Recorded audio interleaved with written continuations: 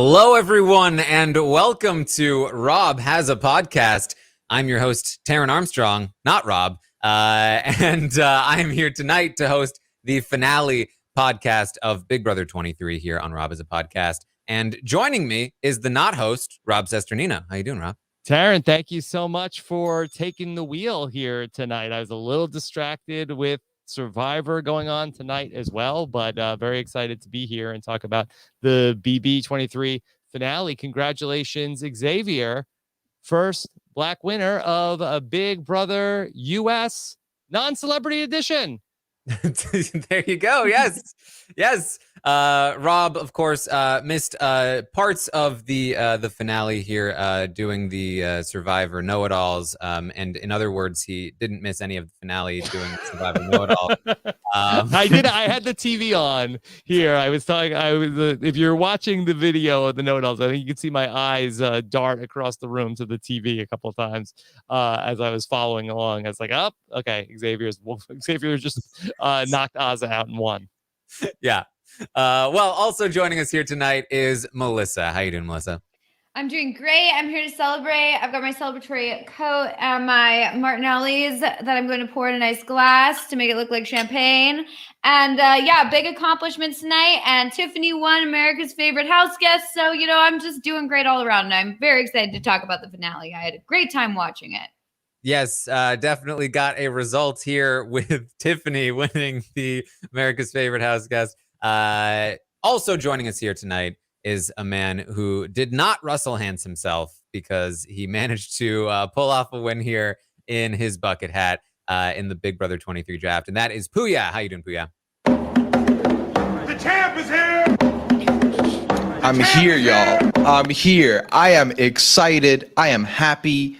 It's been a good night for me. Not only am I the winner of this draft with the third pick overall, but also, I'm not eating 200 nuggets. Life is good. I'm living large, and I'm very happy to be here. Thank you. There you go. Living large, just like Xavier, our winner of Big Brother 23. It was a finale that seemed a little bit inevitable here, as at first it seemed like Ozza was going to be competing against Xavier for the grand prize of $750,000, but it turns out she was just going to take him anyway. So it's really didn't matter all that much, did it?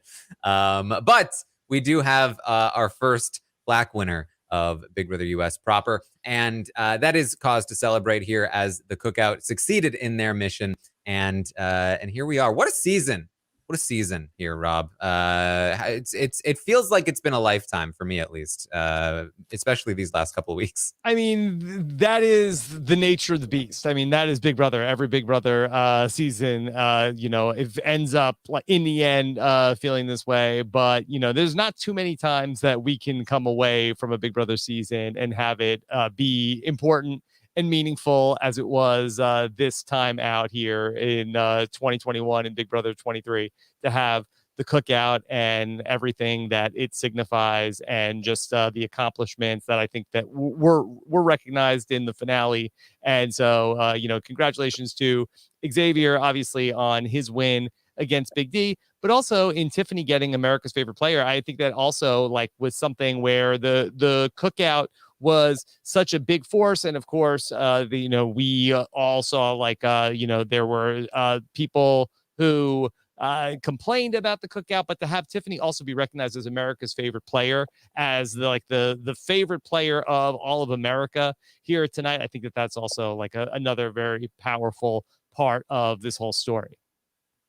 Yeah, it felt like a big frustration of the season in this back half of it was that Tiffany was not really not only not getting the sort of the credit that she probably deserved for advancing the Cookout's goal as much as she did, but also being actively pushed out of the credit. And so for her to be able to get props from Brent, of all people, in the finale, and then also okay. win. Yeah. I was like, weird choice. Melissa, would you expect Brent to be the person to I did not. No, I also didn't expect them to call on him at all. Like, I really was shocked that they were even like, let's turn it over to Brent. I was like, really? I'm glad that he gave her the credit. I thought it was funny that he like seemingly purposefully didn't say like a mastermind. I feel like he tried to avoid saying like master strategist, mastermind. I don't know, for whatever reason, it was like he kept trying to avoid giving her like full credit, but he did say that she was, controlling things or doing things when he thought she was doing nothing. So I like, it was like kind of good, but also not exactly what I was hoping to hear, which is like that she was like a mastermind of the season, not just that she wasn't doing nothing. But I'm glad that she got some credit. And in the end, she gets the America's favorite. I was so happy. I was surprised though that they didn't give, I'm jumping ahead, but I was surprised they didn't say final 3 for America's favorite. Don't they normally say like the top 3 vote getters? Maybe it was just very close. I mean, if I would have cared if like Hannah got it. Been third? I think it would have been Hannah, although I think it could have been Claire. I don't know, but I would think Hannah probably. If Hannah or Claire got it, I think they would have said it. Oh, you think this was like, oh, we don't want people to know this one. They're not going to be thrilled with this. Yeah, I think after the edit they gave Big D in this episode, they were like, we don't need to say that he got third place. Oh God, We're fine. Yeah. Yeah. Okay, then I'm glad that they kept it like that. Then. I did wish that we got to hear a little bit more from Tiffany there. It was literally like, Tiffany, how do you feel about this? Well, it's my money. Okay, let's move on to Xavier. Like, what? That was just a joke. Okay. I know. It's like she was obviously going to say, it was a great joke, but she obviously was going to say like, no, of course, like, say something to her son, like something, meaningful. But, leave it on a joke. That's fine too. She has the money. Oh yeah. How are you feeling tonight after this finale? It's been great. It's been great. I mean, honestly, and I feel like a lot of people echoed this, the season felt like it was dragging by the end, and it's not the fault of the cast by any means. To me, the show is just a little too long, potentially. But that being said, I thought the finale was a lot of fun. Obviously, the first hour with the comps, it's a little yada yada. The most expected result happened, so that's fine. The Q&A portion still leaves a lot to be desired in what we want, and I'm sure we can talk about that once again like we did last year. However, I did enjoy the reunion portion. I felt like they did that well. I feel like there was enough time that it didn't feel too rushed, except for the moment you just mentioned at the very, very end. But ultimately, I left it enjoying myself. I love the secret segment. That was great. They picked the exact right amount of pre-jury members to talk to. 2 was more than enough. I did see a funny clip, a funny image. Whitney tweeted earlier that she lost her screen, so she couldn't see anybody on the Zoom call. So she was a little bit out of it and like not focused at all, which was funny to me. But no, honestly, to answer your question in one way, sum up, I had a great time. It was great. I enjoyed myself. I loved the secret segment. I had so much fun watching that. I mean, there were so many secrets I had forgotten about, like half the secrets of the cast. But I loved that they kind of just like had each of them revealing these things about themselves, and then seeing the reactions of everyone. And then, of course, leaving it to the finale to have Big D and Xavier give their secrets. And I just thought that was really well done. I loved that. Yeah, he didn't want people to think he was just like Frankie Grande. Didn't want people to not like I him, didn't even like that. Didn't even cross my mind that they would be compared. But I guess I don't know a lot about. Yeah. Oh boy. Yeah. Those are very funny. Yeah, to me the secret segment was a reminder of what I think the show should be in the finale, which is segments like this. It was like for me, it was like a taste of like this is what it should be, and we're gonna give you the tiniest little bit of it. I thought easily the best, one of the best parts of the entire night is Brittany getting up there and talking about her autism, which is this beautiful moment for about 20 seconds. And then Julia says, "Oh, you actually should have sat back down because the lighting's better down there." Yeah, the lighting is really. You shouldn't have stood for that. That should have so been. You did. Yeah, that was bad. You should not have stood up. That was No. I can't believe she even said that. It's also like, okay, the moment's passed though. There's nothing that can be done now. Like, no need to like tell her that she did it wrong. Like, it's like right after she like reveals this really deeply personal thing, and she's clearly nervous to talk about it because she's, you know, her voice is shaking. And then Julie's just like, yeah, no, you did that wrong. Sorry. Your reveal was bad. Right. And it wasn't even like that. It was like that Brittany is like standing in the shadows now. It's like, oh my God. Like, where did Brittany go? I can't even see her. What are they doing? It's not even like a noticeable thing. She sits back down and she looks exactly the same. Yeah, I wouldn't have noticed anything. Oh my God. It was so funny. And Brittany's just like, oh, sorry. Yeah. Oh, like, boy. they're all standing up too. It was like, Big D, reveal your secret. He's like, all right, here we go. We don't need like a huge speech for every secret here. I would rather see the response of people than like thinking, oh, this big explanation about your secret. Oh my God. Especially Xavier's, which felt like it lasted about 5 minutes before he finally told people what they already knew, which is that he was a lawyer. Yeah, he went through like all of the things that he's told them that are true first. It's like, okay, you don't need to like preface it with all of your background. Like, just tell us what's not true. If everything else is true, then just tell us the not true things. That would be My faster. name is Xavier. He's like, yeah, I live here. I do this. It's like, okay. But this is not the circle. We don't need to spend like a whole thing for his bio. Oh my God. Yes. Speaking of Whitney, actually, in the pre-jury segment, she was actually tweeting out prior to the finale that she intended to call out the misogyny on the season if she had the opportunity to speak. So it was actually not a surprise to me whatsoever that she did not have a chance to speak. I thought the same thing. I was like, there's no way the producers are going to like see her compiling evidence on Twitter and then be like, all right, let's let her go. Let's let her loose. Like, that's way too risky for them. No way. Not great. Not great. Yeah. Yes. Did she play who in particular? I would imagine primarily Big D. I mean, he was definitely the worst offender there. Well, especially in regards to her, in that her one moment on the show that they keep replaying was when Big D was talking about her top. Especially like they played that right after the "I have the best social game of all time" cut to Whitney. What kind of top is that? Like, that's such a great social game that was. But here we are. I think the biggest headlines from the episode, obviously, Xavier's the winner. Tiffany as America's favorite player. Also, I think, especially for those that were not caught up on all of this, the fact that Azah, even though she didn't win, which would have been more exciting, had she won, she did still intend to take Xavier to the final two. I mean, we had this whole segment on where they finally kind of let loose on Big D. He's been doing this sort of thing basically since he entered the house, but they waited to show us until literally the finale night when they were like 100% sure he was not going to win the game. But everything that he put Azah through over the last week, especially, we are finally seeing it here in this segment, Pooya. Yeah, Taran, I believe it was only 2 weeks ago where we were talking about some stuff on the morning update, and we referred to, you know what? Step aside, Victoria, Derek F. You are now the metric for the worst player ever. Is there any way that he could have backed himself up more as that rightful owner of that spot, besides the fact that he was guaranteed a final 2 seed and he pretty much lost it by being the way he was this past week?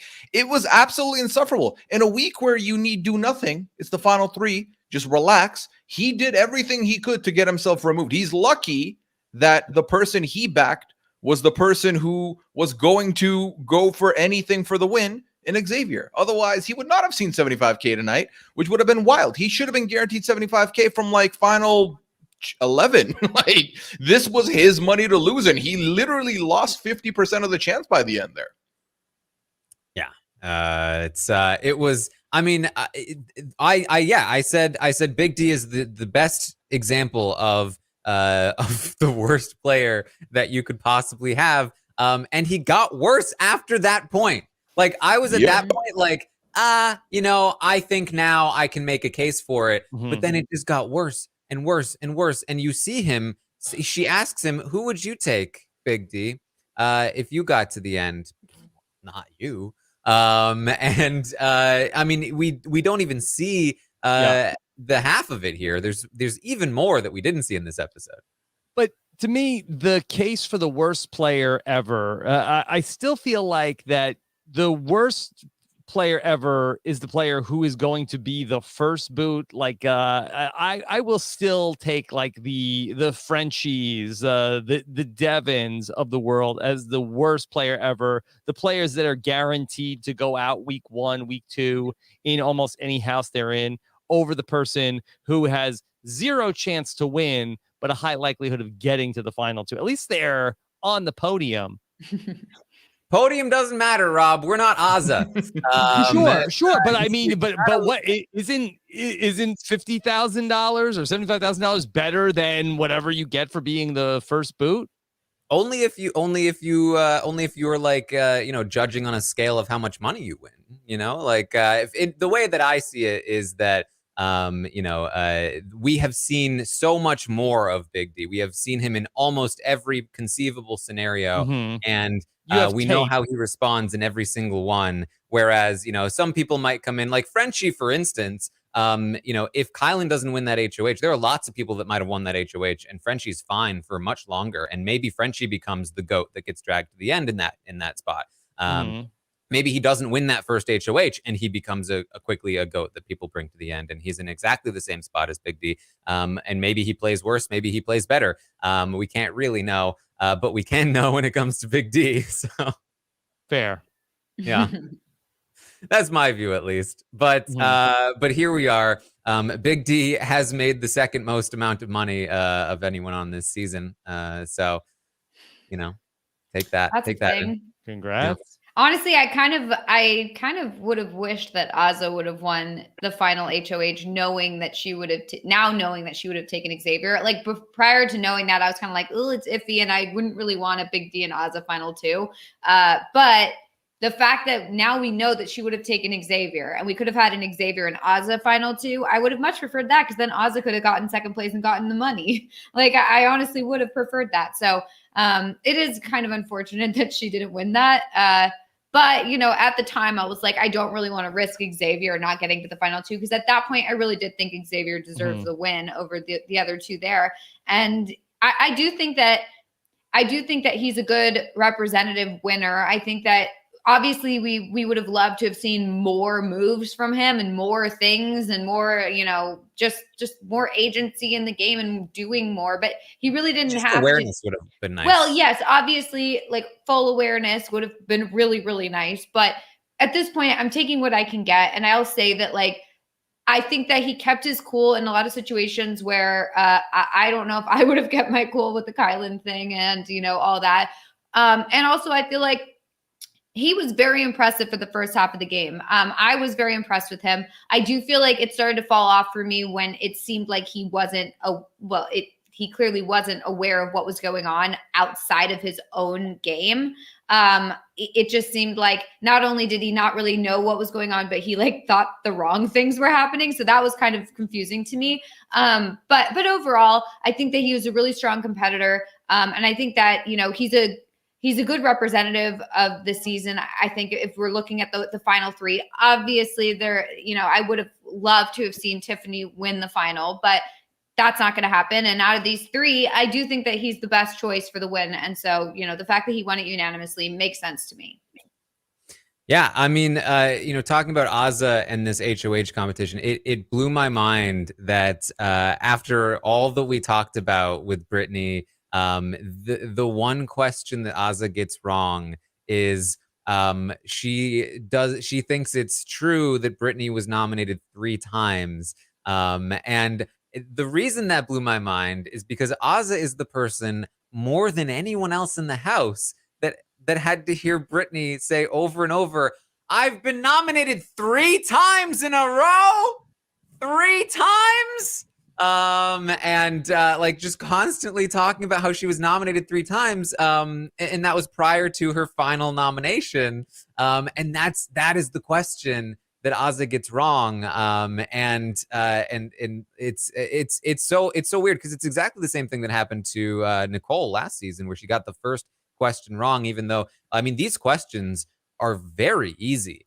Like very, very, you do not need to have studied at all to answer these questions correctly, because one of them is so obviously false most of the time that it's just so easy to pick out. And you know, Ozzy gets all the other questions right. But it's the Britney question that she gets wrong after all of the Britney being nominated stuff, Rob.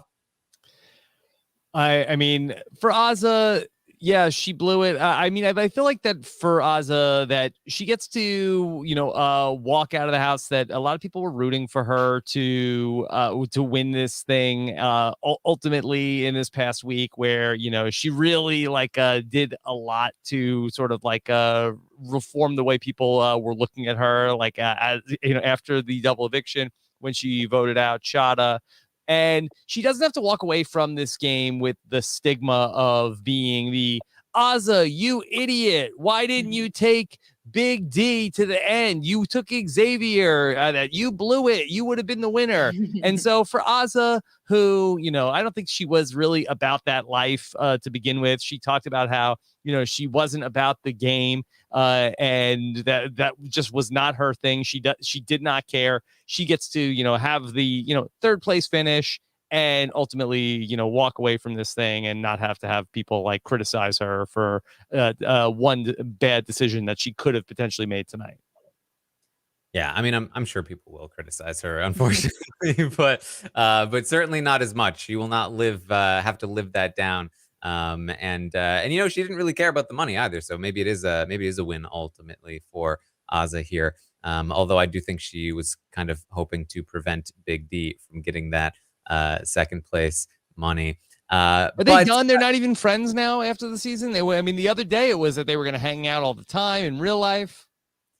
I mean, we'll see. I mean, I think that because she didn't actually have to make that decision, I think Big D will probably be like, it's all forgiven, but he won't actually forgive. But like, he'll say it's all forgiven. Yeah, fine. totally. I don't know that they'll hang out too much. I mean, I wouldn't want to hang out with someone who treated me like that. You know, like that's not a friend. It's I mean, it's always strange, you know, and I would definitely encourage the fans to not try to stoke these fires. Like, No.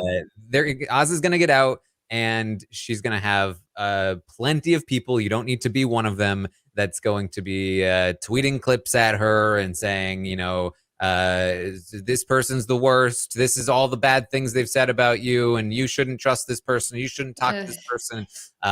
You know, don't be that person. You know, let these people deal with each other how they want to deal with each other. They're allowed to forgive. They're allowed to have a relationship. Whatever it is that they want to do is perfectly fine, and you are not the arbitrator of that. And you are making a very good point, Taran, but just in case that stuff is happening, I am working on a postseason edition of The Slop.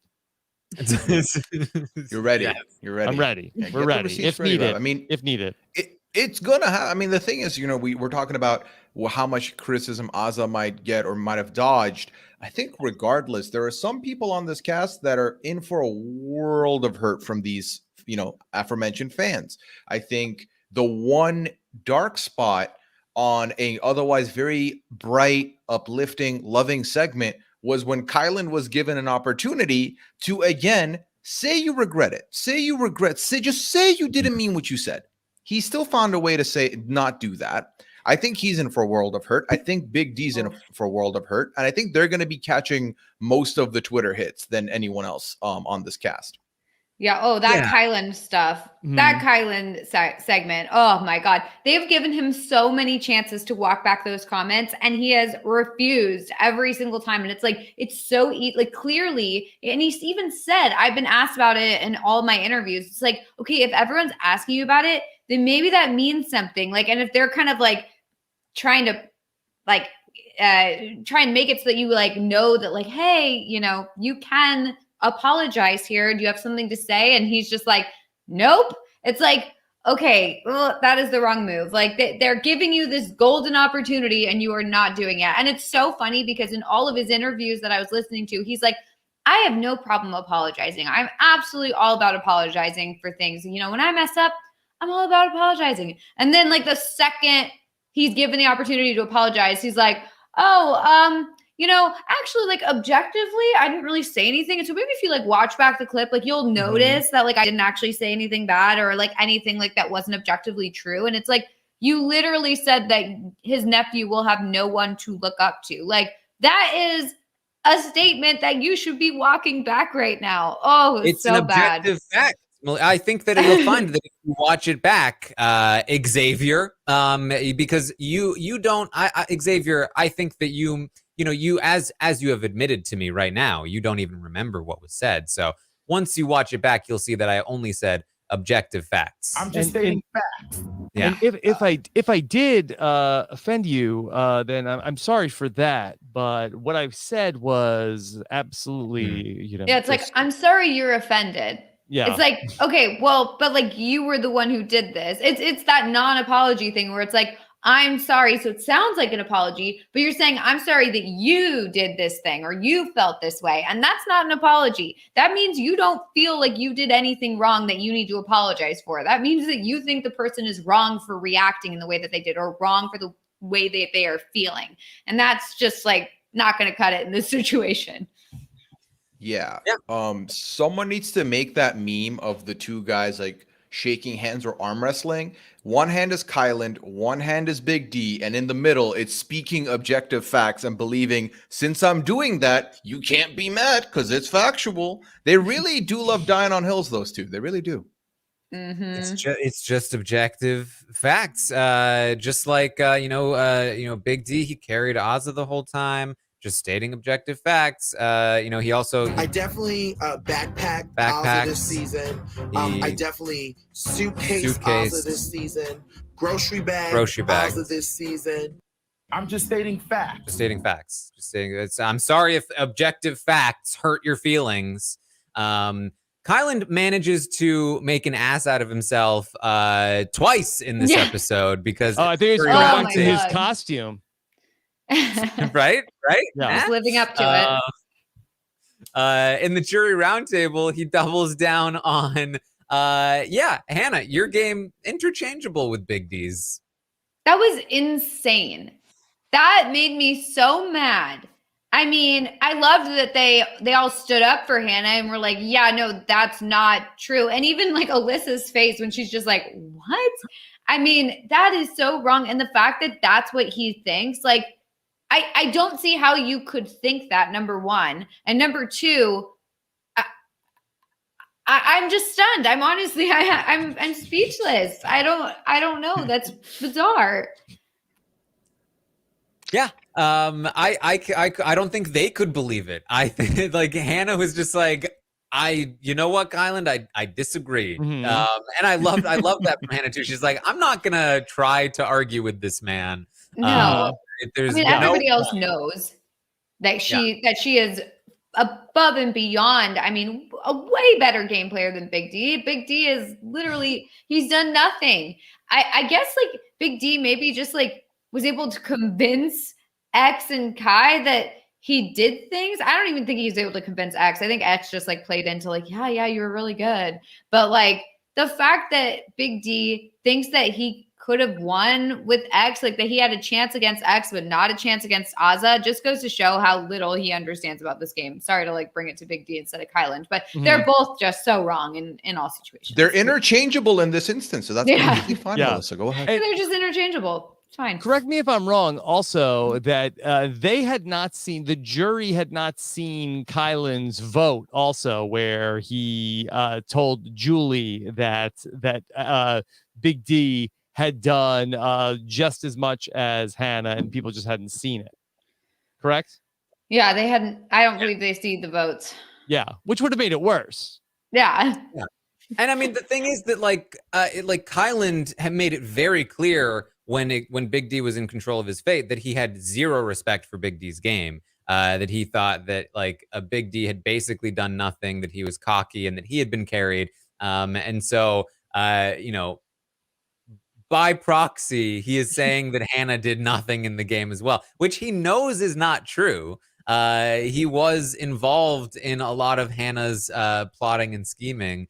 You can't even give him like a little bit of like the Xavier excuse of just like he was completely oblivious, because Kyland was not oblivious to a lot of these things. And he just decided that that was, you know, how it was anyway. And I mean, the way that he's talked about Hannah before is that, you know, like, well, if Hannah, he has said these words. He said that he is the one that convinced Derek X not to play in the roulette competition. If he had not been there to tell him not to, then he would have played. And if Hannah thinks it was her that made it happen, then that just shows her age. Oh my God. It's all so wrong.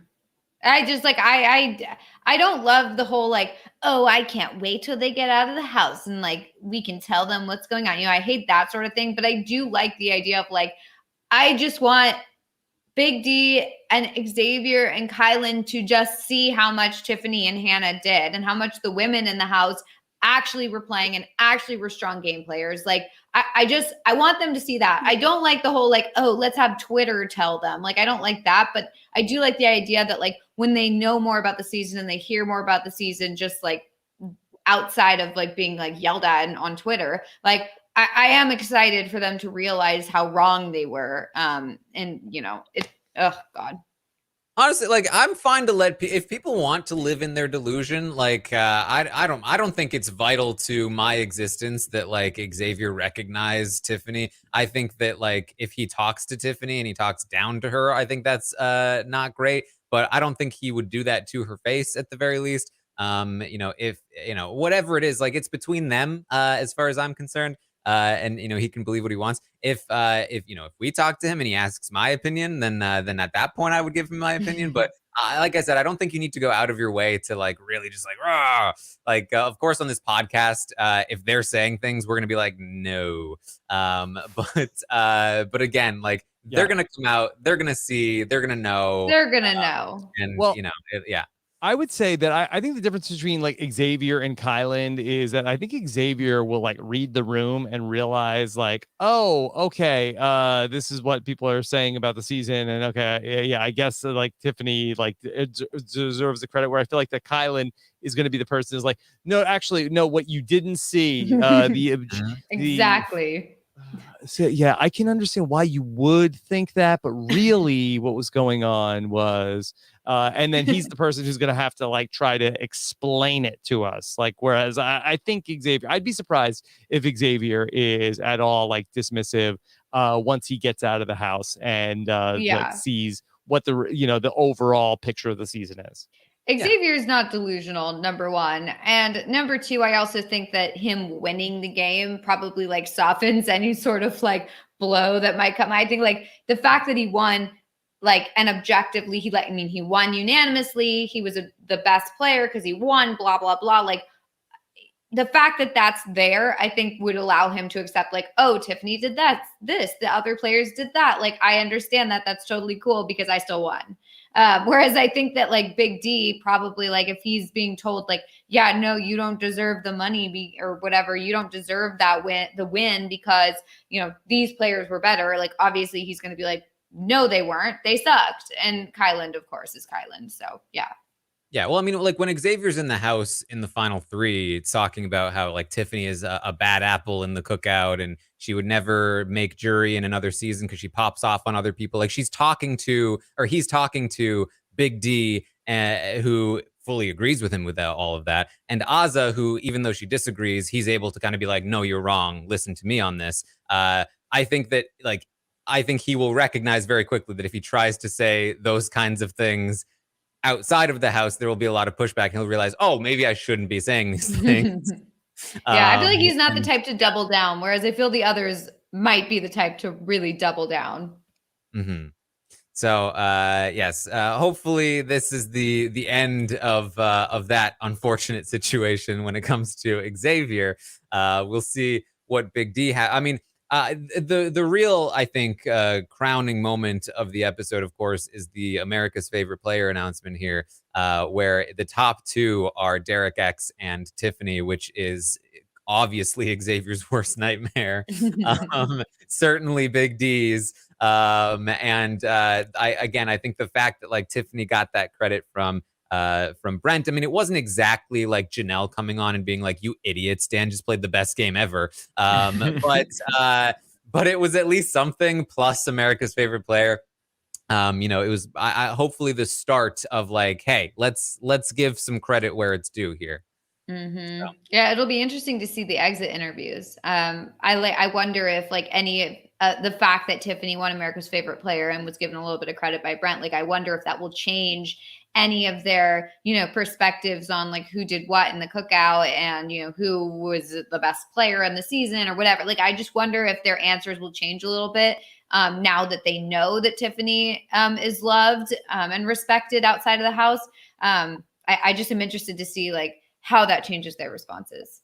I don't know if we set up earlier in the show that we will have interviews with the final three and America's favorite player coming up later on tonight. And we will have those out to you sometime by Thursday morning.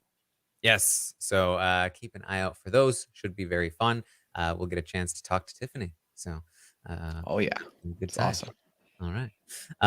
So let's talk about the jury questioning here, because this to me was an all-time bad jury. I feel like it just continues to get worse and worse. And I know I say this every single season, but it's just absurd how terribly put together these are. And what made it even worse to me is that the jury roundtable, which unfortunately, of course, lacked, your Dr. Will or like any sort of like interesting character to really like probe them on things. Also in the jury roundtable, pretty much every single one of their discussions ended with, well, we're just going to have to see what they say in the questioning. Oh, well, let's just wait until we are able to interrogate them. Can't wait until we get to see what they say about their own game. It was like really building up this big, okay, here we go. The interrogation. All right, pull out a card from underneath my seat. This one is for Xavier. This one says that the jury feels like you game where you won competitions. What was your strategy about winning competitions? I hate it. Like, let them say, number one, like this should be obvious. Let them ask their own question. Like, let them do it like Survivor, where they get a little statement and then they get to ask a question, or they get to finally address the final two. I feel like this is the time you get to address the final two. And instead of it getting to address them and, address any grievances they may have, hello, good television, or, praise them for making it to the end or whatever. Like, instead, they just sit there and ask these like questions that don't give us anything and that they clearly didn't make up themselves. I mean, yeah, obviously maybe the jury as a whole, I think, comes up with these questions and then production kind of like puts it through the machine and like lets them ask these like very cleansed questions at the end. But like, let them just talk. Let it be like a conversation. It doesn't have to be long. I mean, and even if it is long, so what? I don't care. Like, it's just so frustrating how it's done. You learn nothing. You don't get any sort of meaningful dialogue or interaction besides like, hey. Anyway, so Xavier, like, it's so dumb and stupid. And yeah, they need to do something like yesterday. And we've been saying it every year and they don't listen to us clearly. Not that they need to, but they should, because this is something that should be changed. Imagine a world where there's a jury questioning segment and America's favorite player, the person who knew the most about the game, the person who is the most entertaining player on the cast, who has the most to say about how people made it to the end and the most that, to question about it, doesn't even speak in the jury questioning segment, doesn't get a question of her own. And the response from me, at least, was, it's not that big of a deal because it wouldn't have even been her question. Like, I didn't even care that much. I mean, I cared that I didn't get to hear from Tiffany, but I was also like, would it have even mattered? She would have just been reading from a card. It's absurdly ridiculous to me. There is no excuse for this poor excuse of a television segment. It's not even good TV. Ridiculous. It's terrible TV. I tweeted this out. I cannot imagine how you could make it more soulless if you had tried. It's so bad. Yeah. Well, I think that the issues here are because that they want to have this baked into the live finale, and because that they are sort of like very pressed for time in the live finale, everything is sort of has to be accounted for in terms of like what segments they're going to do. That's why this happens. But you know, that's in a world where, you know, you are doing the finale live because, you know, you have like a time slot and you have all this press there and everything that's going on. Like, I mean, really, they could have started filming this finale at, 12 noon today, and none of us would ever know by the way that ultimately it unfolds in this no audience, like nobody in the building universe. I mean, that they could have done a better job here this time around. Also, cut the competitions in half. Like, they're so boring and dull. Like, I just hate competitions anyway, but like, there's just so much filler. I mean, this was 2 hours, and I felt like the stuff that we actually cared about was beyond rushed. And that's not what you want to see. And also, we had like a bunch of episodes recently that were just filler episodes where nothing happened. Like, just do an entire episode on jury discussion, jury roundtable, jury questioning, whatever, and then do an entire episode on the finale. I don't care. Like, the way that they're doing it now is so bad, and it's been bad for so long, and they don't care. And, I don't think anything will ever change, and we're just going to always have this little segment on finale night where we talk about how bad it is. But, that's just the way it is, I guess, and we just have to accept it. Yeah, I mean, especially when you look at this cast, more so than many other casts, I feel like a lot of them understood the game. Like, we've talked about this a lot. This was a very good cast of players who understood what the game is. They could have asked so many different things. Live to tape would make so much more sense, especially without an audience. Honestly, I don't need an audience.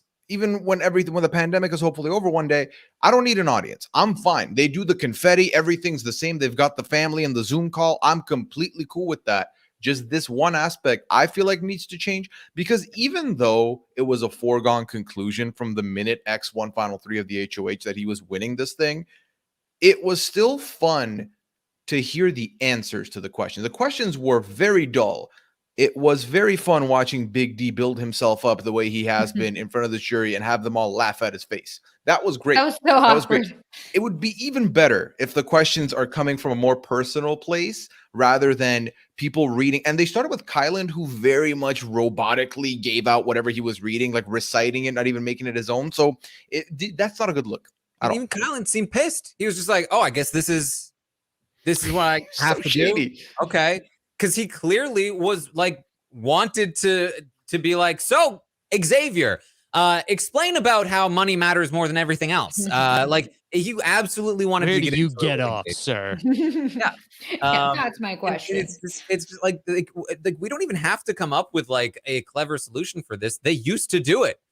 Like all the way up until Big Brother 10 at least, right? Like they used to do it this way. But they didn't have the final 3 person evicted in the live finale, right? Correct. That so once they added that part, well, I mean that's the reason for it, because they had the final 3. They used to have just the final 2 in the house on the feed, so they had like 5 days to do like all of this stuff that was going to be in the finale. That's what they should be doing. Who cares? Cut the feeds. We don't need to see the final 2 in there. Just have the jury anyway. Whenever it is. Yeah, cut the feeds, on Monday when you do the jury questioning in the final part of do it all on Monday and then edit the show. I think the problem here is that they are just lazy. And they don't want to have to edit anything. It's the same reason why the diary rooms are all scripted. They literally are scripting the jury questioning segment so that they don't have to edit anything after the fact. They just want to be able to film it and be done with it. And that's just the way it is. I agree. I'm on Taran's side on this one. Yeah. Well, in fairness, that is the way we do this show. Exactly. Yeah. I know. Yeah, I know. We're not going to do like multiple takes. Okay, this is it. We're doing harder. it once. That's it. One That's take. the show. to do off-season podcasts that are like more like edited and put together, it's way more difficult.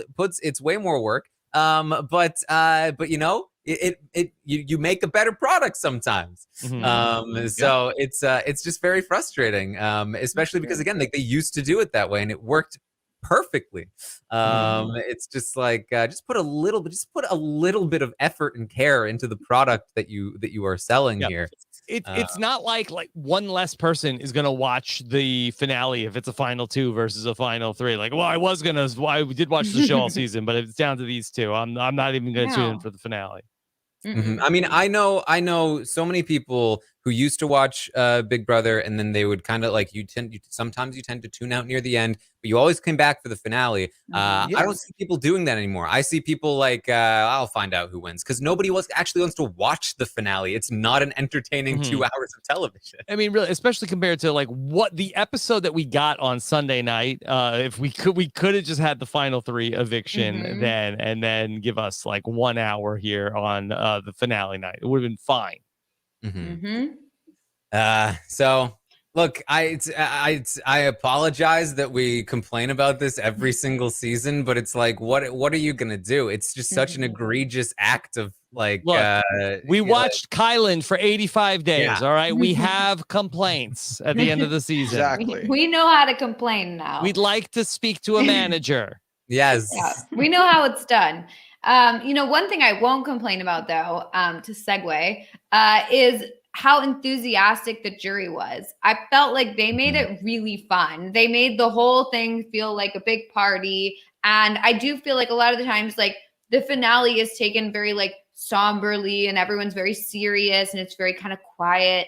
But I loved how they were just like so enthused and just happy to be there and excited to talk and see everyone and share their thoughts. And it made me feel like I was like, oh yeah, we're all part of something. I don't know. It just felt very exciting. I feel like, you know, there are some finales where you do want it to be very somber and you want it to be kind of just like, okay, this is a big serious moment. But I don't feel like this was it. I feel like this was, you know, more of a celebration because I think we all kind of knew going into it that Xavier was probably going to win. I think the jury already knew. So everyone was kind of just like excited to be there, happy to talk, and, you know, just excited to crown a winner at that point. So, you know, I loved the enthusiasm. Yeah, it felt to me like the jury was trying very hard to make it fun despite the instructions. Like Julia, wow, very rowdy jury over there. Like behave, guys. They're like, no, stay in we your want seats. That's where the good lighting is. Remember, kids. Don't you want this? I mean, it was great. Hannah in particular was very, very excited throughout the whole thing. Yeah, we knew the assignment. We knew what the season was from the minute the first night of feed started. Turn it up.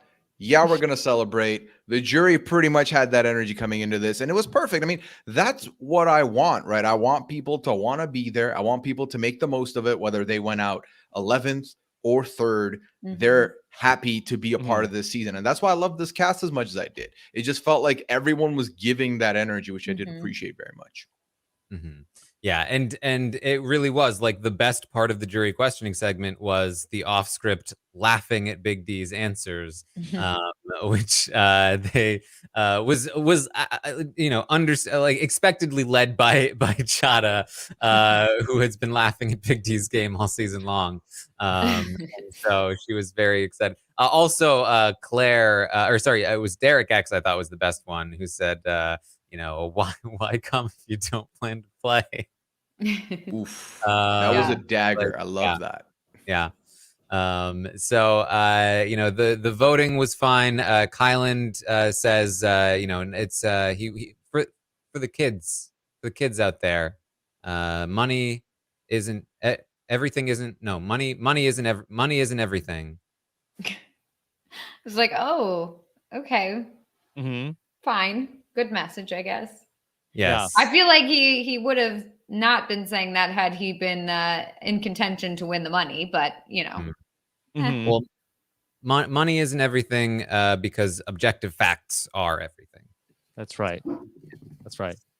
So facts. Yeah, I was surprised. I was pretty confident that Kyland was going to vote for Big D. They must have shamed him before they get like, you cannot vote for Big D. Kyland. I mean, this is the big jury effect, right? On a jury of 9 people, you have a lot more social pressure to conform to what the group thinks. There is 0 chance Kyland votes for Xavier, in my opinion, even on like a 7-person jury. Like with less people there to be like, Kyland, really? I think that he absolutely. But like Kyland was busy trying to defend that like Hannah played the same game as Big D, that he couldn't also contend with the argument of like, well, Big D deserves my vote over Xavier. So he has to. I think he just has to concede that to the rest of the jury there. Yeah. Well, I feel like he attempted to put his foot in the water a little bit, just be like, let me see what they think about Big D. Let me just measure that. And when they shut him down, I feel like he was like, okay, I don't think I'm gonna come out on top here. Might as well put everyone else putting it, be on the right side of history, which he was, right? Which is good. At the very least, the records will show that he voted for the rightful winner of the season, and that's a good look for him. If you do not have all the knowledge, of the many days that we've been stewing on him and this cast for the last like 80 days. So, yeah. I mean, Xavier ends up getting the 9-0 win. I know Dan has the unanimous win in BB10. Has anybody else in BBUS ever done the unanimous win? Cody just did. I just did it. I can't believe. I mean, how could I forget? How could you forget? I mean, it's been happening a lot lately, actually.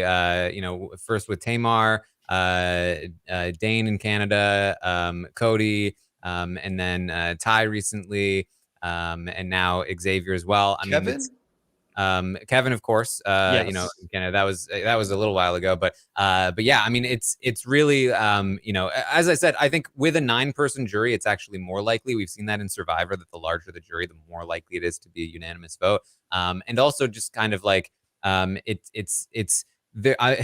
In seasons where there's less focus on individuality and more focus on big alliances and conforming to the House votes, it's not super surprising that we're seeing more often that we are getting, because if this was season 6, Kyland is voting how he wants, right? And like, it doesn't matter what anybody says.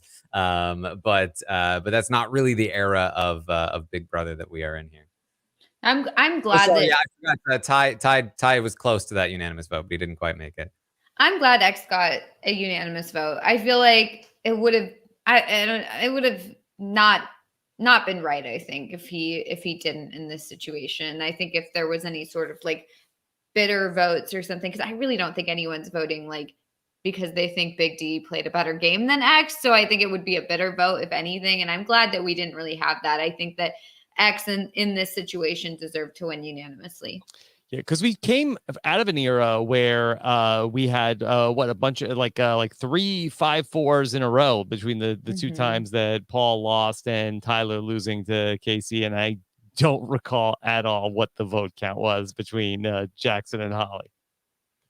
I think one vote. It's like 7-2. Okay, yeah, I feel like it was not right. It was not one vote.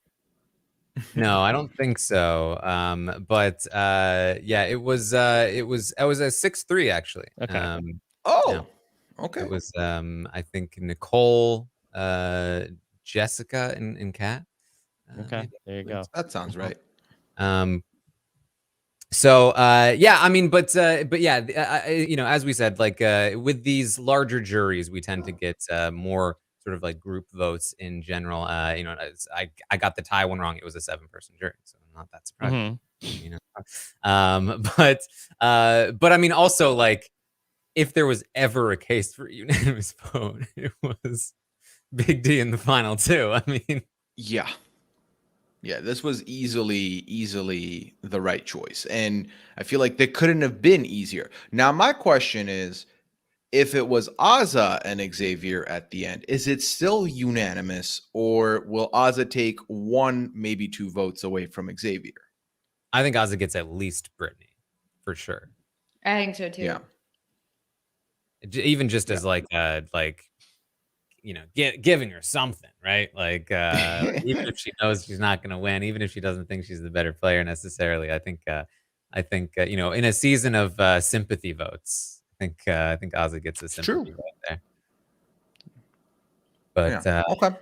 yeah. But yeah, no, this was the right way to go. This was the right way to go. Unanimous shutout. I'm happy with it. I was a little nervous after Kyland got up and word saladed all over the wheel, but it worked out ultimately. So we'll take it. It worked out. Okay. Well, where do we think this falls here in terms of, you know, a season, in terms of the winner? It's been such a unique season where you know, it was dominated by a single alliance, which we do often see, but it was a very unique alliance in how it was structured and how the members of the alliance operated, and the motivations that we saw from the people in the alliance. I mean, you had, you know, even within with the cookout itself, they were motivated beyond their personal game to get the cookout to the 6, right? So that was like Tiffany and Hannah. They were like, you know, and Xavier primarily motivated to get the 6 to the 6. That was their primary motivation. And then you had, even within that, you had Kyland, who was primarily motivated by wanting to be a Super Saiyan. You had Azza, who was primarily motivated by, like, I don't even know, to be honest. Not money, but whatever it was, friendship, loyalty, deal making. I'm not entirely sure. And then Big D, who was motivated by, like, don't let a woman get to the end, I think was the primary motivation. So it was such a strange season overall. And it was very exciting in the beginning. I think the cast was excellent.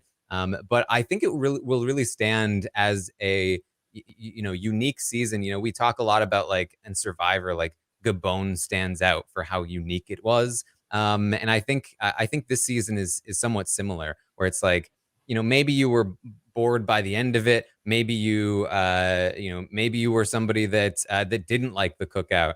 And, you know, maybe you didn't like the season because of that. But, like, I don't think there's a way that you can deny that this season has a massive impact historically because of the cookout alone, and the fact that we have our first Black winner in a U.S. proper season, and just like the way, even just the structure itself of the season was so unique. And I think we're going to be referring back to it for a long time here, in a way that a lot of other seasons we would just kind of forget and leave behind. I think this one's going to be very prescient as we move forward in Big Brother here, Rob.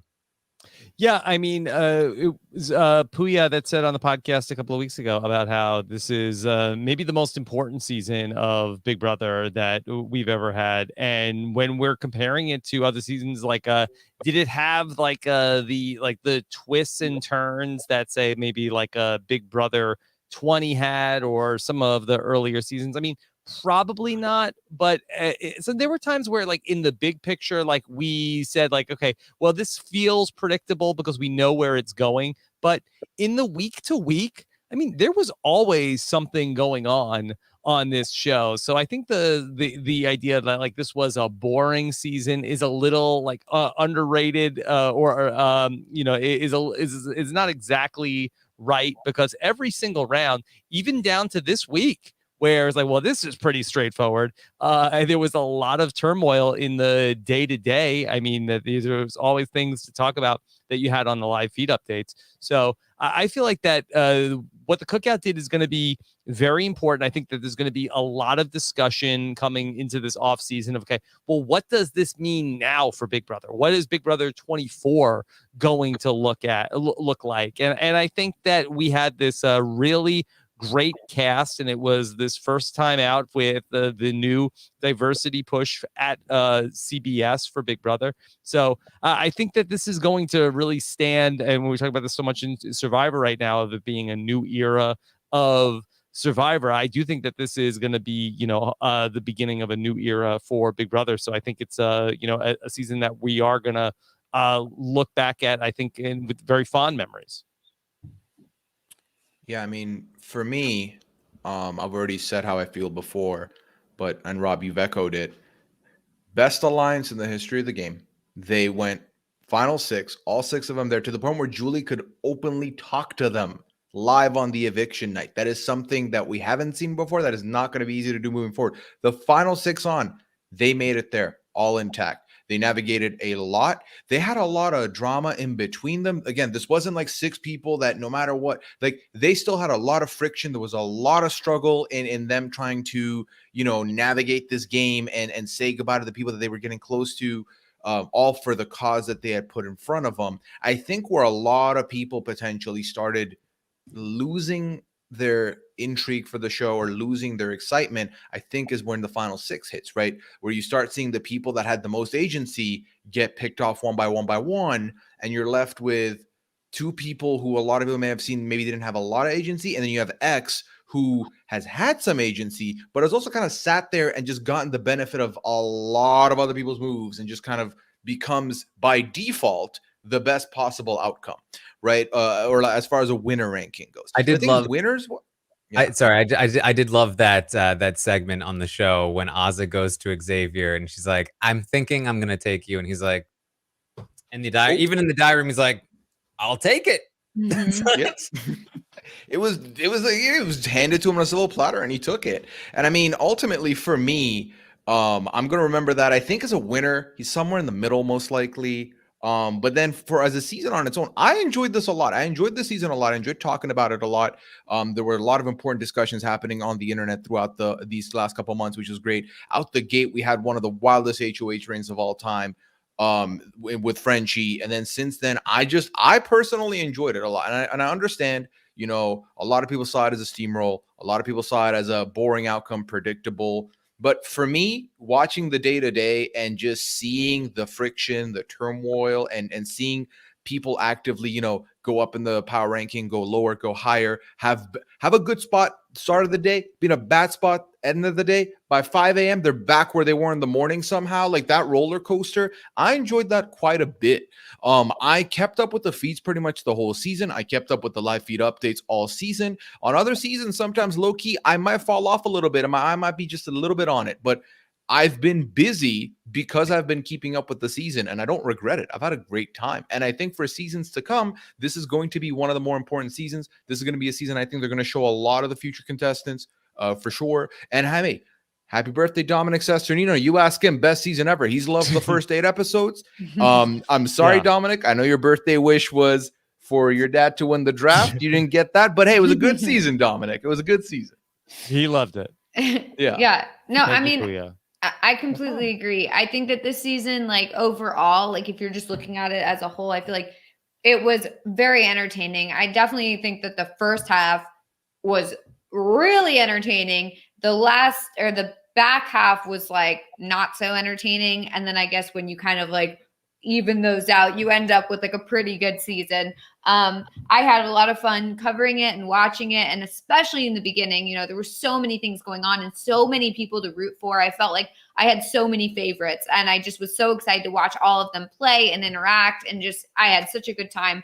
And people will say, well, Melissa, but you always complain on all the podcasts. And so did you really like it all that much? I think you're just like looking at it with rose-colored glasses now. But, what am I going to talk about if I don't complain on the podcast? You know what I mean? Like, what am I supposed to do? Just be like, everything's great. I'm really enjoying myself.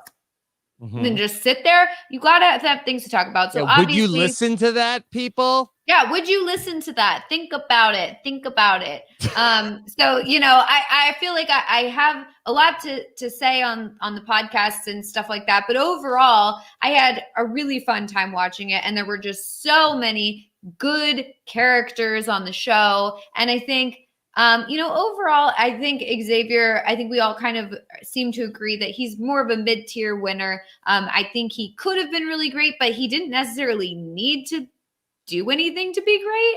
And so because we didn't really see that, and then because it kind of made it very clear that he didn't know exactly what had happened in the house because he really didn't need to, he kind of just like was able to just get to the end, obviously doing things, but he didn't really have to know everything that was going on. And I feel like because of that, he's a mid-tier winner for me. I did say low tier, but I'm kind of warming up to the idea of a mid-tier player. So overall, great season. I had such a fun time covering it. And, I will look back on it fondly for sure.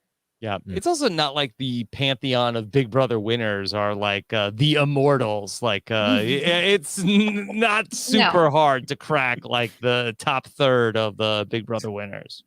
Yeah, I mean, we're getting up there in terms of the amount, though. Finally, we're still like not nearly as many as Survivor, but it did take that break, so Big Brother caught up a little bit. I do want to talk a little bit about the competition here, because part 3 we already talked about. It was super easy, which I'm fine with. The more crapshooty that one is, the better, in my opinion. I personally think they should go back to the like, what did the juror say? I think that's more interesting and entertaining, and also I like that it's a crapshoot. But I know that that's not an opinion shared by a lot of people, especially after they saw Vanessa lose it. But I would personally like that. But I would like to talk about part 2 of the final 3 HOH, because that one was brutal to watch here for Big D personally, even though he is dead to me. Watching Big D, and then also like, why are we seeing the skin of his that was so bad. Around? The close-up of the skin flap? Yeah. I did not want that. I was Ozza in the diary room at that point, and I'm going to get a brief warning for this sound clip, but I was like... Rob's face right now. That clip gets a warning, but then the Julie Chen getting excited about Baby D is fine? Ooh. That needs a warning. Oh, there's too many warnings. I love it. Big D has taco meat. Oh boy, these are all bad. He has taco knee. Oh, yeah. Yeah. Yeah, it was bad. There was just a close up of a skin flap, and I do not love it. And I mean, I just like it's. I mean, we've talked about this a little bit already, but like, just the fact that Big D, the second he saw that competition, was like, oh, all right. Like, and he tried his hardest, and man, he put in a great effort, considering how much of a disadvantage he was in. I know I saw a lot of people say like, why wasn't he just using his feet? He did say on the feeds that he tried using his feet and he was just falling over. And so the only way he could make it happen was using his knees, and he tore them apart to get a time that was like not nearly as far behind Oz's as you might have anticipated, considering the overtly physical nature of this competition. And so like, I definitely, for as much as we're going to rag on Big D here, probably for the rest of time, massive props to him in that competition for persevering and putting in that effort. I mean, that wasn't even fair. Like, it was not a fair competition. It was obvious that like Ozza was going to get it. And I think that, like you said, to his credit, he still tried. Whereas like, I know that in some situations, some people might see that and be like, yeah, no, I'm not putting myself through that when I'm clearly not going to be able to win this one. So, I don't know why they picked this as like the final competition, but okay. And this is part of why we have players like Big D, that the fact is they cast Big D, and then they have so many, not all, but so many competitions that the second he walks out there, he goes, oh, I have zero shot of winning this one. That's just like that, that creates players like Big D who end up having zero agency in the game and just getting dragged to the end. And I don't think that is fair to players like Big D. And I also don't think it's good for the game, because it encourages you to like, oh, this person has zero chance to win win the final 3 HOH. Definitely, I'm going to bring them to the final 3. And it just halts gameplay like that. So, not a fan. Totally. No, totally. And also, why not knee pads? Yeah, simple solution. Like, I assume that they didn't anticipate that somebody would be using their knees. For sure. The second he starts using his knees, be like, okay, hold on. Let's as soon as you finish this one, let's halt this for a second and give you some knee pads, because this is out of control. But although then they could not have done that editing wise. It would have looked weird to be like, all of a sudden he has knee pads on. Then they'd be like, rigged. Though he would just be in the diary room like, so I decided to grab the knee pads that I ignored before. Yeah, I thought I didn't need knee pads, but turns out I did, so I got them myself. I mean, I don't think it would have changed the outcome. It would have just gave him less knee flap and maybe a minute shaved off potentially. Yeah. I don't like knee flap. You started it. I didn't even want to use the word. Yeah, you brought it into the podcast, so it's on that you. That was the only way to refer to it. As much as it's disgusting. Yeah. All right. We have a couple of questions here. If you guys can I also just talk about? I thought it was wild tonight that Julie, like all season long, there was such like strict COVID protocols. Yeah. And then once they announced Xavier the winner, like Xavier, get over here, everybody get in here.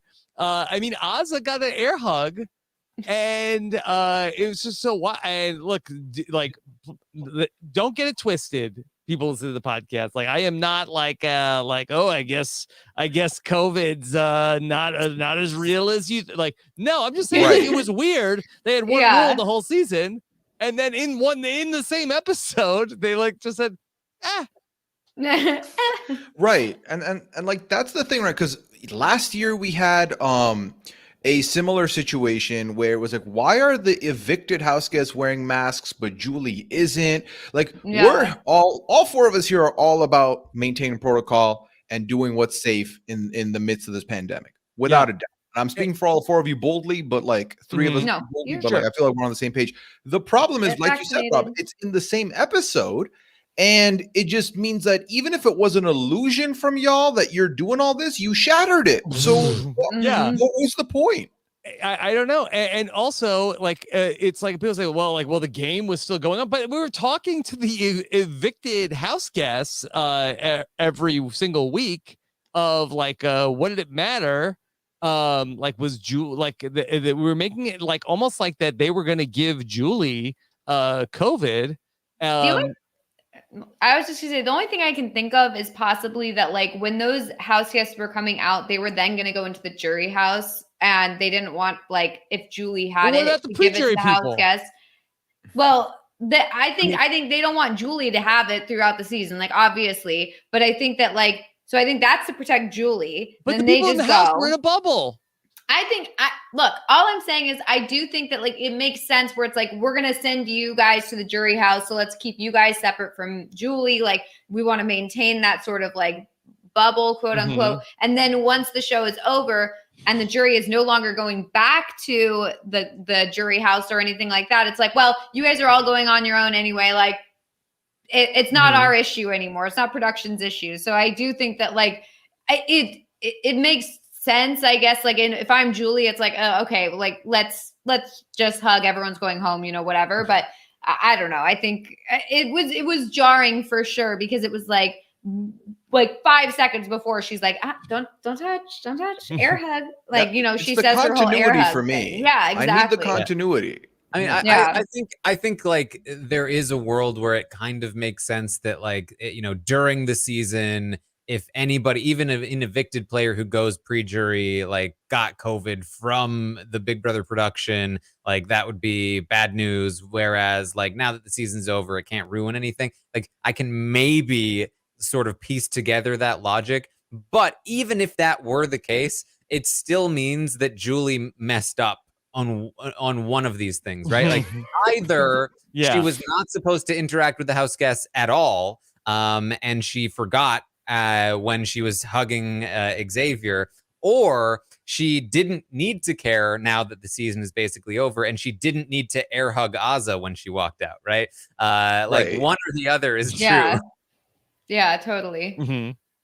Yeah, I mean, the good news is everybody there is vaccinated, so at least there's that. But obviously, it is weird to see, like, especially because she brings it up too. It's like, oh, air hug, like, don't come any closer to me. Like, it's not just like silently, like it's understood, like, okay, let's like be apart. It's like she says it.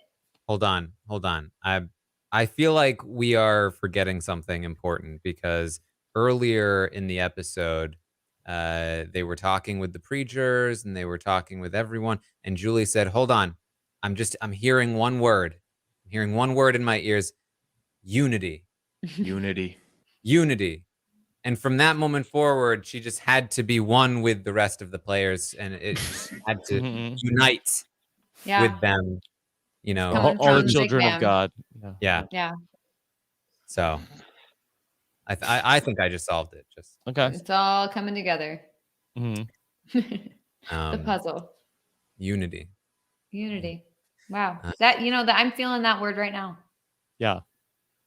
Did a big push for Celebrity Big Brother also coming back. Yes. Yay, I'm so excited. We've also seen that Big Brother has been renewed for season 24, so it will be back in the summer as well. Oh. Yeah. We'll be back. Ooh. Do it again. Yeah. Also, speaking of that night that Derek X got evicted, what was with Derek X talking about Travis so much? How weird was that? It's his showmance. It's his showmance. Yeah, like he said it, and then like they were like, "Oh yeah, he was like interested in love or something," and then they showed Hannah, and then he was like, "Yeah, Travis." Also, is that Travis's sweatshirt that everyone's been saying is Derek X's sweatshirt? Because he said, "I still have your sweatshirt," and then Travis was like, "It looks better on you." Is that Travis's sweatshirt the one that like was sold out of like H&M in like 2 seconds, or it was like Abercrombie in 2 seconds because everyone was just like, I need a Derek X sweatshirt, and everyone's like, look, Tiffany's wearing the sweatshirt now. Oh, Hannah's wearing the sweatshirt now. And like, was that Travis's sweatshirt all along? I think it might have been. I'm pretty sure it AFP. wasn't his sweatshirt to begin with. Oh my God. Yeah. But yeah, Derek X, I think, brought Travis up more than Alyssa brought Christian up. Yeah, Derek X, stop trying to make Travis a thing. Where was Travis, by the way? Because it looked like he was in like a bathroom with surfboard in it. I mean, your guess is as good as mine as to where Travis. Because like with everyone's rooms, I was focusing on the one that looked the most aesthetically pleasing, and I really felt like Christian had the most going on in his background, and I thought Christian's would be like just a simple background, because I really thought he was going to be at a hotel like 2 blocks away, ready to like jump into the backyard. He is. You think so? It looked like maybe it's an Airbnb. I didn't think about that. Maybe it's an Airbnb that he's at. Oh, that's probably what it is. Yeah, I'm sure the chat knows. Chat, do you know? Do you have the scoop? Chat, where's he at? On top of this Maybe stuff. that's the Airbnb he's hoping that everyone will come hang out at. Yeah, he's got it all set up. Probably is not going to work out anymore. Yeah. But we didn't hear from Whitney, Frenchie, or who else? That was it. Travis. We didn't hear from Travis. Wow, you were just talking about him and you forgot him. Mm-hmm. You're like, who? Yeah, I'm surprised they didn't talk to Frenchie. I mean, I feel like that. Right? After like he really got everything going this Frenchie, week. you the clearly first week. accomplished your goal here. How do you feel about the cookout? Yeah, maybe they thought he would take too much credit. Yeah, they wouldn't have been ready for that. Mm-hmm. He really kickstarted the season for sure. Or he would say that Derek F was robbed. Yeah. Oh God. And we did get like so Julie brings it up, and this is when Kyland is talking to Xavier about like, oh well, when you watch it back, and Kyland also seems to be referring to like, well, we got to watch the tapes. Like we watched it, we did a play-by-play, we went frame by frame, and as you will eventually see, Xavier, it's very clear that I'm in the right in this. And I'm like, is he talking about like, did they watch it back together as a jury? Like, it sounded like they did. Very interested to know about that. Yeah, I will not forgive them if they got to watch it and we didn't get to see them reactions. That's what I wanted. I wanted the reaction. So I'm going to be very sad if that's the case. I want to see Kyland pulling out the trolley with the old-timey TV with 2 hands. And then playing it for them, and then when they're like, Kyland, how dare you? Him being like, hold on, let me rewind real quick. Like, sorry, you missed it, I think. Slow motion. Yeah. As you can see here, what I'm saying is this is an objective fact, and this is an objective fact. And I want to see that whole process. Please. Yeah. How about this? Was Kyland wearing Derek's ring tonight? I noticed that. I don't think so. I don't know the differences between the rings, but I do believe that Kyland had his own ring Yeah. as well as Big D's ring, and he pocketed Big D's ring. So unless he was wearing 2 rings, I think he was probably wearing his own. I'm uh, bringing up the chat. Yeah. So yeah, I think that was his ring.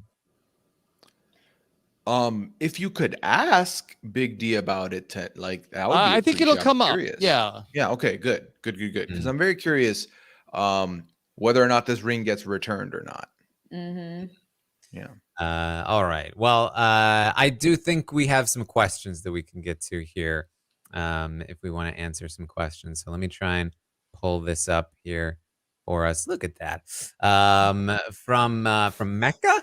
Wants to know, does Azza really believe that Big D started the cookout? I was surprised to hear her give him that credit in her speech tonight. They've all talked about this a bit here, about Big D, and he says this as well. I thought this was particularly interesting, that Big D in his speech said, I started the cookout, all 6 members. Mm-hmm. Hannah was not a part of the cookout initially, actually, Big D. But Big D is the one. I mean, we've talked about this a little bit. Big D is the one that's like got people together and said, "Hey, let's work together." So in that sense, he, quote unquote, started the cookout. But as we've discussed, like, that doesn't exactly mean what he thinks it means in terms of like the credit here. So. Mm-hmm. Yeah. All right. Yeah. Let's pull up another question here. Wilson wants to know, do you agree with Xavier's assessment of his game being, quote unquote, pretty good? Thanks for the amazing coverage this season. I mean, pretty good is a low bar. Yeah, I feel like he's probably better than pretty. Pretty. Yeah. I mean, pretty good. I would say it's pretty fine. It was like pretty okay. I don't know if I'd go quite as far as pretty good, but it was fine. I mean, it was really telling to me. First of all, the question: what was your biggest mistake in the game, Xavier? Yeah, the biggest mistake. My biggest mistake is that I just care too much about people. That's just my team was my What a biggest flaw. Good.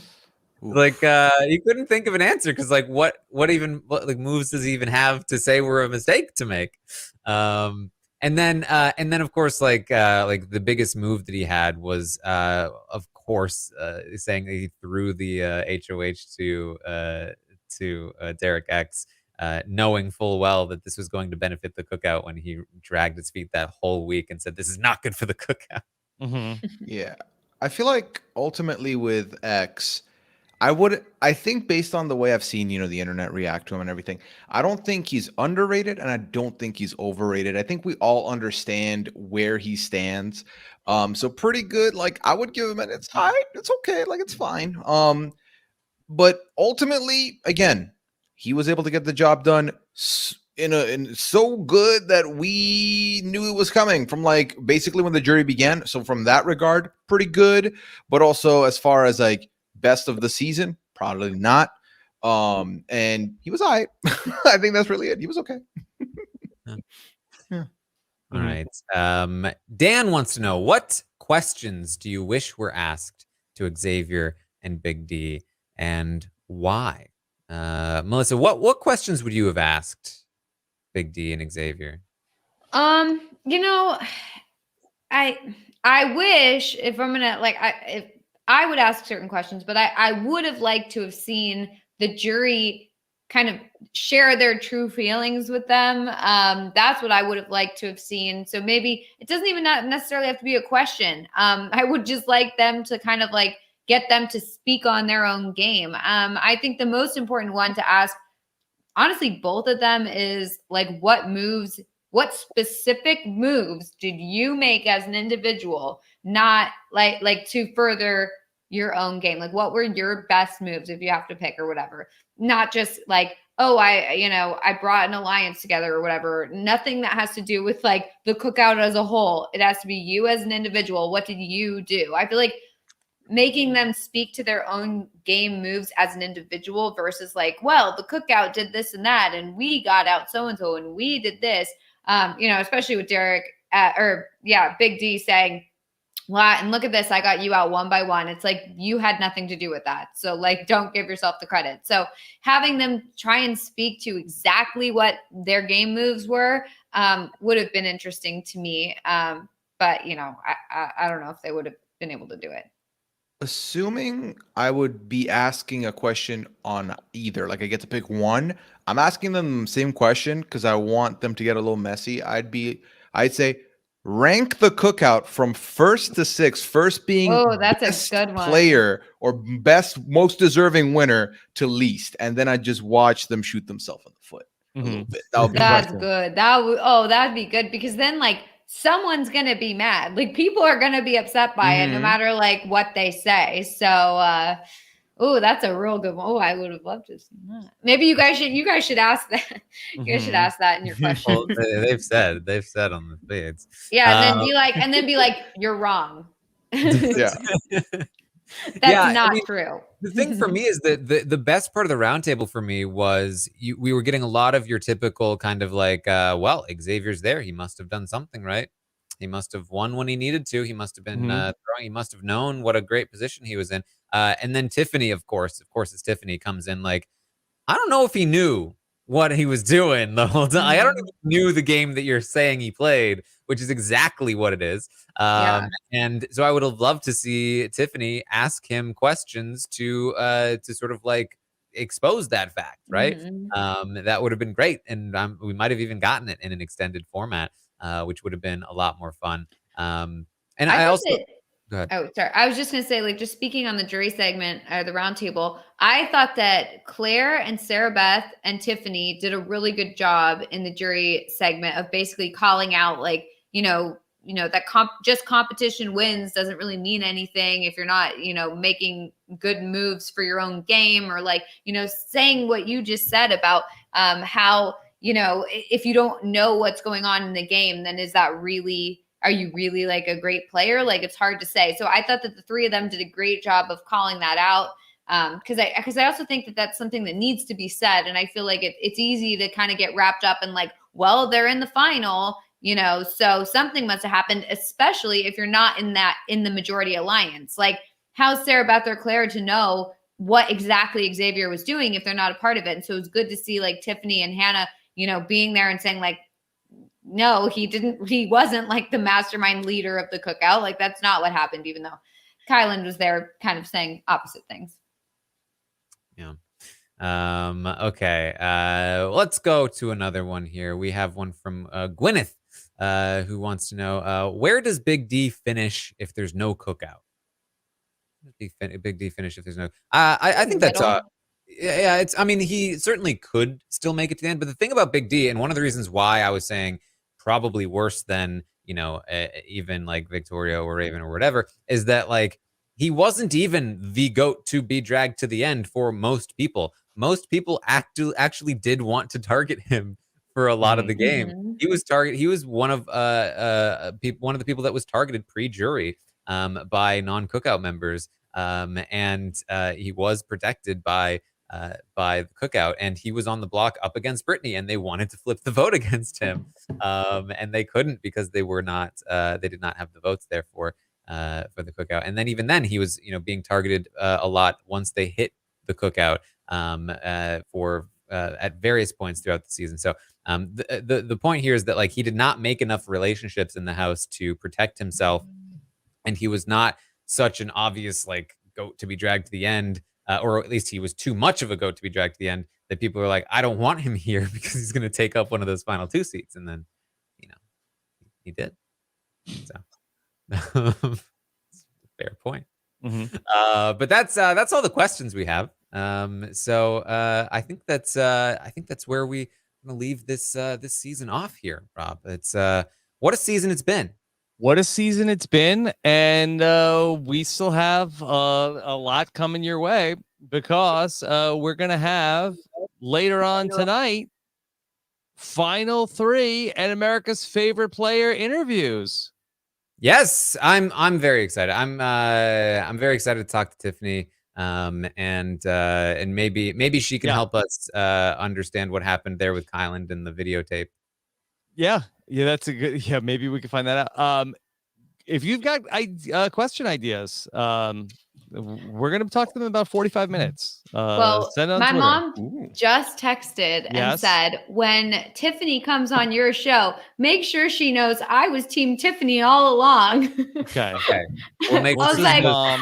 I was like, I don't think I can like say that, but you know, I appreciate the sentiment. Mm-hmm. Yeah. All right. Be on the lookout for that coming up on Thursday. Earlier tonight, the Survivor Know-It-Alls were back together and had a lot of fun with Steven going through another interesting episode of Survivor 41. Be sure to check that out if and when you get caught up on Survivor. And on Thursday, I'll be talking with Adam Klein after I do tomorrow's exit interview. I'll have a nice recap with Adam, fresh off of playing in season 40. See what he thinks about season 41. Then we will have Josh Wigler talking Survivor for the first time, certainly in a while, on the feedback show. So get those voicemails in for Josh Wigler talking some Survivor. We're going to record that on Thursday as well. And then we're doing the Survivor Q&A. Taran and I all season long did the BB Q&A. Aman joined me for the first regular season edition of the Survivor Q&A. Monday nights, I'll be taking questions from the patrons each week about Survivor. And this week, Mari Forth will join us on Monday night. So hope you can be there for that coming up in the patron podcast feed. Of course, Shannon Gus. I'm sorry, this is Taran. Kevin Martin tomorrow. Yes, Kevin Martin's going to be joining me to talk through the Survivor episode tonight. He was a fan favorite guest last season here on the Survivor podcast. So I've got him back. We're going to talk through. Speaking of Big Brother players who have won by unanimous vote, Kevin Martin. There you go. Okay. Yeah, I hope he knows who I am now and not just that girl, that new girl. I'll ask him about that new girl and her mom. Yeah. Yeah. Okay. Good. Yeah. What time is that tomorrow? 7 p.m. Eastern. Yes. 7 Eastern. Okay. And then Taran, what's going on with the circle? We've got, I'm sure, plenty to talk about here for the circle finale. We're going to be talking through all of that on Friday. Yeah. Okay. Let's go to the next picture. Okay. Then Pooya, what's going on over on 90 Day? 90 days just as wild as ever, man. We're 5 episodes deep now, and it's been a very fun season. Again, I've mentioned this before. It's refreshing to get a new cast after having the same cast pretty much for 2 seasons in a row. I also had Mari Forth on as my guest this week, and it was phenomenal. Mm-hmm. We learned about a new phenomenon, or maybe an old phenomenon. I was just late to it. Learned all about soaking this week from Mari. I think that's been going around for a while. I somehow was lucky enough to evade it until Mari said, no more. You got to know what it means now. Mm-hmm. So it was definitely a lot of fun. And then I've been also covering 90 Day Bears all at the tail end of the podcast, just to give people that extra bit of content. I think I learned about that on News AF a while back. Well, there you go, Robbie. You were there before I was. Yeah. It's wild. It's a lot. Yeah, Pooya, what's going on with the Masked Singer? Hey, Masked Singer just started. We had a 2-episode premiere last week, Wednesday night, Thursday night. They've unmasked 3 people so far. They've injected 2 wild cards into the game. This week, we're meeting Group B for the first time. So the pictures you see in the image on here, those are the new people we've not seen yet. It's always a pleasure to get to talk to my partner, Liana, and about all the things. It's especially another level talking Masked Singer with her because she just comes up with the weirdest things to talk about. Sometimes this past week, she talked about length versus height for measuring a baby. Mm-hmm. And this went on for entirely too long, but we have fun on the Masked Singer podcast. So definitely check it out. Mm-hmm. Not width, right? You're still talking about like measuring a baby? Yeah. Basically, her whole thing was if a baby is just born, right? They're going to be measured by length because they can't stand, right? I'm like, yeah. So like, okay, but then they stand its height. She's like, what happens in the interim when they're like crawling? I'm like, well, it's still length because they're not standing up. She's like, but I feel like we need to talk about that more. And I don't think she understood what she was trying to say, and I don't understand what she's trying to say. And this has been height. It's not length, it's height. It's always height. No, it's not. When you can't stand, it's not height. You don't have to stand on your own just to have a height.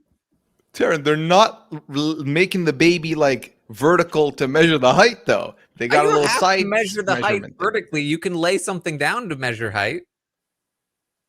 Well, have you ever heard someone be like, the height of this baby is 1 foot, like 2 inches? Yeah, he's a foot tall. 1 foot baby. Again, this is what I was like. I've never cared about a baby's length or height, so like this has never been an issue for me. But Liana really cares about it. So all right, check that out on the Masked Singer wrap up. Of course, so much going on in our patron podcast feed. October is going to be a great time to become a patron of Rob Has a Podcast. We've got so much going on with Survivor, maybe a postseason slop. Maybe Dominic Cesternino will give his recap of BB23 along the way. Plenty of other fun stuff that we're doing. I want to see Dominic do that. Pooya, I hear a patron mafia is in the works also. That's right. Next week we'll be back with it. It'll be fun. It'll be us talking about it. It'll be Rob playing it. It'll be Jordan Kalish hosting it. So it'll be a phenomenal time. It's always a great time to be a patron, especially start of the month. Lots of great stuff coming up. Of course, access to our patron Facebook and Discord at robbinswebsite.com/patron. Of course, hit the subscribe button. Lots of great stuff coming your way here on our YouTube channel, including a video of our interviews from later on tonight. And of course, follow us on social media, on Twitter, on Instagram, and on TikTok, where we have great stuff coming your way as well at Rob Has a Podcast. All right, Melissa, what's coming up for you after Melissa, the newlywed? Congratulations again on your to you and Dennis. And so how's newlywed life? It's good. It's good. We're finally able to, do some projects around the new house. So we installed lights outside, little string lights, just trying to get everything kind of cleaned up a little because we kind of put everything on hold. But very excited to have our final round table to go over everything. I will be on that, so that'll be fun. And then, just trying to, get caught up in everything that I put on hold because of the wedding and Big Brother. So, definitely excited to watch other shows and, get excited for Big Brother Celebrity. I want to try and start up a Pen 15 podcast. I'm very interested in doing that. So that's still, in the works. It's still something I'm thinking about. A lot of ideas percolating. Yeah, it's percolating. We'll see. Okay. All right. Follow It's Melissa with 3 A's. Yeah, on all social media. Check me out on Instagram. I've been trying to be a little more active on that. So, you should do it. And Twitter, obviously. Well, great job here on the finale, Melissa. And thank your mom for watching all season long. I will, for sure. Okay. And then, Pooya, what's coming up for you? Well, the Big Brother chapter coming to a close. There's still 90 Day Fiancé going strong. Masked Singer just started, so I'll be busy with both. We'll be talking The Circle this Friday, so that'll be great too. And then I'll be watching all of Survivor as it comes along as well. And I'm going to be putting a lot more of my energy into my Twitch channel once again. Now with Big Brother over, it opens up a little bit more time for me to get creative with it. So I'll be over there, twitch.tv/Pooya, 3 to 4 times a week. Excited to get that going again. And then my Twitter account, obviously, @Pooyaism, if you want to follow me for any information. It's wild to think about the fact that this is the exact same season where for like a month, people were convinced Taran was on the season and were bothering all of us about it. This was the same season. So fun. Remember that? Remember that? I loved that. What a time. What's funny about that is that people now it's like a collective state of knowledge for people that I was almost on the season.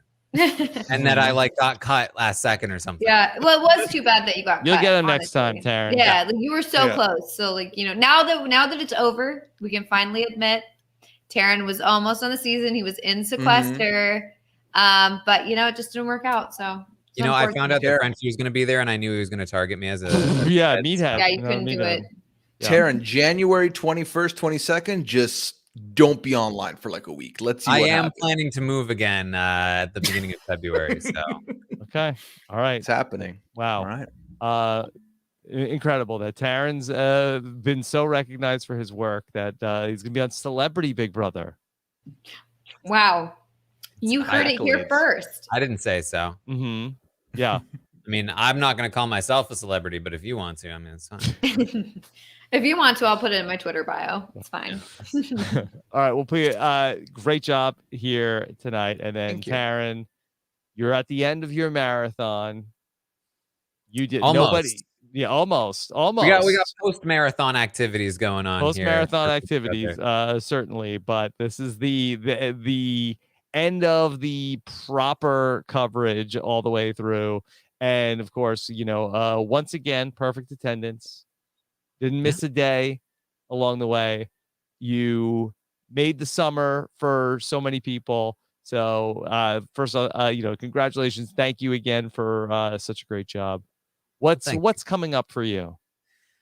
Find me on Twitch, twitch.tv/Taran Armstrong. I'll still be live watching the Survivor episodes with you guys, which is a lot of fun. Oftentimes more fun than Big Brother episodes because there's more that actually happens a lot of the time.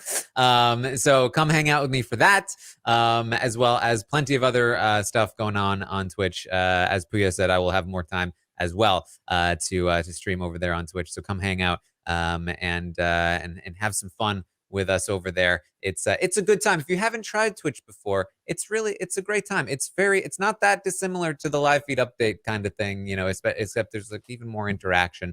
We have some fun there. So try it out. Give it a shot over there on Twitch. And of course, check out the Survivor podcast. As I said, I'm going to be talking with Kevin tomorrow. And I'm going to have some more great guests over the course of the season, going through the Survivor episodes, rating the players, having some fun with all of that. The circle is out there. And then, we'll be back for Big Brother Celebrity in the new year. And as I said, post-marathon activities. I'm going to have the postseason roundtable next week. I'm sure we're going to have plenty of interviews with the house guests from this season, in addition to the ones that we're going to do very shortly here tonight, hopefully talking through a couple of the players' games and stuff like that. So stay tuned for all of that. Don't leave us just yet. We've got more to give you. But thank you guys genuinely for sticking with us all season long. It really makes me feel great that you guys care to listen to me play this soundbite over and over, because I really enjoy it. And I'm glad that you didn't leave me because I played it too much. Yeah. Also, thank you to well said, Taran. Thank you to the thousands of you that stayed up late tonight to hear us talk about the finale.